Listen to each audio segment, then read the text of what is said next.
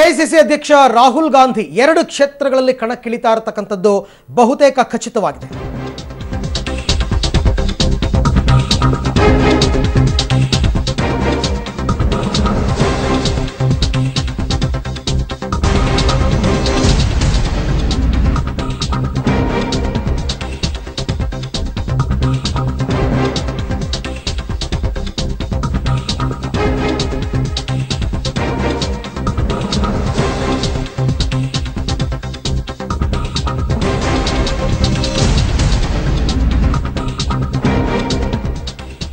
AICC ಅಧ್ಯಕ್ಷ ರಾಹುಲ್ ಗಾಂಧಿ 2 ಕ್ಷೇತ್ರಗಳಿಂದ ಕಣಕ್ಕಿಳಿಯೋದು ಬಹುತೇಕ ಖಚಿತವಾಗಿದೆ.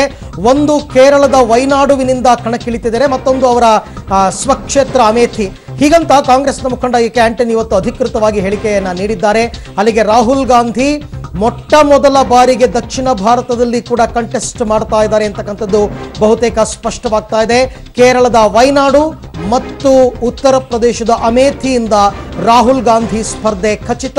ಇದನ್ನ ಖಚಿತಪಡಿಸಿದ್ದಾರೆ ಕಾಂಗ್ರೆಸ್ನ ಹಿರಿಯ ಮುಖಂಡ ಎಕೆ ಆಂಟನಿ.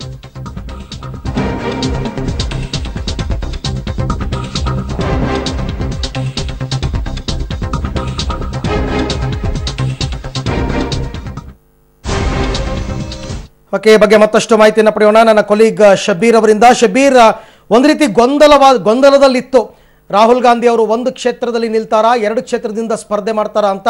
ಕೊನೆಗೂ 2 ಕ್ಷೇತ್ರ ಅಂತಕ್ಕಂಥದ್ದು ಕನ್ಫರ್ಮ್ ಆಗ್ತಾ ಇದೆ. ಏನಿದಕ್ಕೆ ಪ್ರಮುಖ ಕಾರಣ? ಅಮೇಥಿಯ ಒಂದು ಗ್ರೌಂಡ್ ರಿಪೋರ್ಟ್ ಏನಾದರೂ ನೆಗೆಟಿವ್ ಆಗಿ ಬಂದಿದೆಯಾ? ಖಂಡಿತವಾಗ್ಲೂ ಅರವಿಂದ್, ಕಳೆದ ಚುನಾವಣೆ ಸಂದರ್ಭದಲ್ಲೇ ಸಾಕಷ್ಟು ತೀವ್ರ ಪೈಪೋಟಿಯನ್ನ ಕೇಂದ್ರ ಸಚಿವೆ ಸ್ಮೃತಿ ಇರಾನಿ ಅವರು ನೀಡಿದ್ರು. ಹಾಗಾಗಿ ಈ ಬಾರಿ ಕೂಡ ಸಾಕಷ್ಟು ದೊಡ್ಡ ಮಟ್ಟದ ಪೈಪೋಟಿ ಇರುವಂತ ಸಾಧ್ಯತೆ ಇದೆ. ಯಾಕಂದ್ರೆ ಕಳೆದ 5 ವರ್ಷಗಳಿಂದಲೂ ಕೂಡ ಅಮೇಠಿಯಲ್ಲಿ ಸ್ಮೃತಿ ಇರಾನಿ ನಿರಂತರವಾಗಿ ಜನರ ಸಂಪರ್ಕದಲ್ಲಿದ್ದಾರೆ, ಅಲ್ಲಿ ಕೆಲಸ ಕಾರ್ಯಗಳನ್ನ ಮಾಡ್ತಿದ್ದಾರೆ. ತಾವು ಕೇಂದ್ರ ಸಚಿವರಾದ ಮೇಲಂತೂ ಅಮೇಠಿಯಲ್ಲಿ ಸಾಕಷ್ಟು ಕೆಲಸಗಳನ್ನ ಮಾಡಿದ್ದಾರೆ ಅನ್ನೋ ಮಾತುಗಳು ಕೂಡ ಕೇಳಿ ಬರ್ತಾ ಇತ್ತು. ಹಾಗಾಗಿ ಈ ಬಾರಿ ಚುನಾವಣೆ ಮತ್ತಷ್ಟು ಪೈಪೋಟಿಯಿಂದ ಇರುತ್ತೆ. ರಾಹುಲ್ ಗಾಂಧಿಯ ಗೆಲುವಿಗೆ ಕಂಟಕ ಇದೆ ಅನ್ನೋ ಒಂದು ಅಭಿಪ್ರಾಯ ರಾಹುಲ್ ಗಾಂಧಿ ಟೀಮ್ ವ್ಯಕ್ತಪಡಿಸಿತ್ತು. ಹಾಗಾಗಿ 2 ಕ್ಷೇತ್ರಗಳಿಂದ ಸ್ಪರ್ಧಿಸೋದು ಒಳಿತು ಅನ್ನೋ ಒಂದು ಮಾತನ್ನು ಕೂಡ ವ್ಯಕ್ತಪಡಿಸಿತ್ತು. ಆದ್ರೆ ಅಮೇಥಿಯನ್ನ ಯಾವುದೇ ಕಾರಣಕ್ಕೂ ಕೂಡ ಬಿಟ್ಟು ಕೊಡುವಂತ ಪರಿಸ್ಥಿತಿಯಲ್ಲಿ ರಾಹುಲ್ ಗಾಂಧಿ ಇರ್ಲಿಲ್ಲ. ಯಾಕಂದ್ರೆ ಪಾರಂಪರಿಕವಾಗಿ ಅಮೇಠಿ ಮತ್ತೆ ರಾಯಬರೇಲಿ ಗಾಂಧಿ ಕುಟುಂಬ ಸ್ಪರ್ಧೆ ಮಾಡ್ತಾನೆ ಬರ್ತಾ ಇದೆ.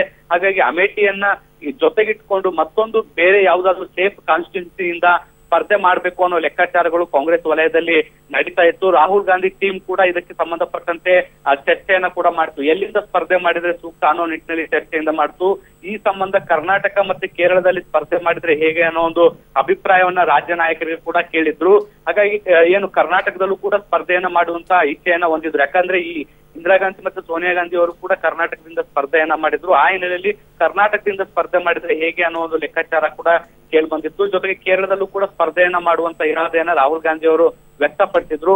ಅಂತಿಮವಾಗಿ ರಾಹುಲ್ ಗಾಂಧಿ ಅವರ ಟೀಮ್ ಒಂದು ಏನು ಕ್ಷೇತ್ರವನ್ನ ಸರ್ಚ್ ಮಾಡಿ ಇಟ್ಟಿರುವಂತದ್ದು, ಅದು ಕೇರಳದ ವಯನಾಡಿಂದ ಸ್ಪರ್ಧೆ ಮಾಡಿದ್ರೆ ರಾಹುಲ್ ಗಾಂಧಿ ಅವರಿಗೆ ಒಳಿತು, ಅದು ಸೇಫ್ ಕಾನ್ಸ್ಟಿಟ್ಯೂನ್ಸಿ ಅನ್ನೋ ಒಂದು ಲೆಕ್ಕಾಚಾರ ಬಂದಿರುವಂತದ್ದು. ಯಾಕಂದ್ರೆ ಅಲ್ಲಿ ವಯನಾಡು ಏನಿದೆ ಕಾಂಗ್ರೆಸ್ನ ಭದ್ರಕೋಟೆ ಆಗಿರುವಂತದ್ದು. ಬಹುತೇಕ ಶಾಸಕರು ಅಲ್ಲಿ ಕಾಂಗ್ರೆಸ್ನ ಶಾಸಕರು ಇರೋದ್ರಿಂದ ಗೆಲುವಿಗೆ ಈಸಿ ಆಗುತ್ತೆ ಅನ್ನೋ ಒಂದು ಲೆಕ್ಕಾಚಾರವನ್ನ ಹಾಕೊಂಡು ರಾಹುಲ್ ಗಾಂಧಿ ಅವರಿಗೆ ವಯನಾಡಿಂದ ಸ್ಪರ್ಧೆ ಮಾಡ್ಲಿಕ್ಕೆ ಸಿದ್ಧ ಆಗಿರುವಂತದ್ದು. Arvind. Okay Shabir, thank you. ತಮ್ಮೆಲ್ಲ ಮಾಹಿತಿಗಾಗಿ ಧನ್ಯವಾದ.